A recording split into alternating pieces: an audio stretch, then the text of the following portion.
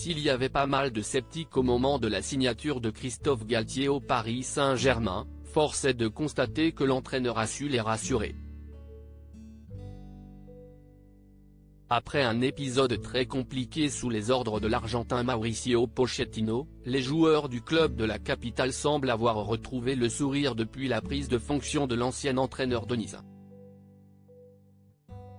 Pourtant, ce dernier ne partait pas avec une cote d'amour énorme auprès des supporters, loin de là. Natif de Marseille et ancien joueur de l'Homme, sa proximité avec le rival Oni a pu en refroidir quelques-uns, mais après un début de saison en fanfare des coéquipiers de Neymar et Messi, le coach français est adoubé par tout le monde.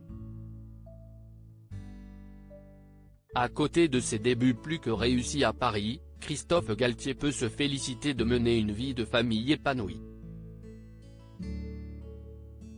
En couple et marié depuis de longues années, il est également père d'un grand garçon nommé Jordan, 33 ans, qui aspire également à devenir un grand entraîneur un jour. Mais ce n'est pas tout puisque le nouveau coach de Kylian Mbappé est également le père adoptif d'un certain John Vlahovic Galtier. Il s'agit en fait du fils de sa compagne, qu'il a adopté il y a 5 ans de ça et qui joue un rôle primordial dans sa carrière, puisqu'il est son conseiller et à 34 ans, il défend les intérêts de son père adoptif depuis près de 5 ans maintenant.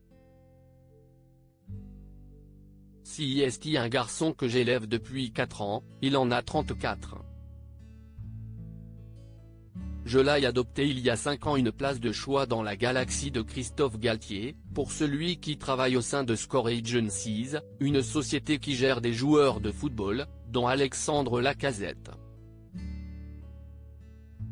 Très proche de son fils adoptif, l'entraîneur du PSG a réagi en février dernier suite à une polémique impliquant John et les possibles conflits d'intérêts qu'il pourrait avoir vis-à-vis de son père.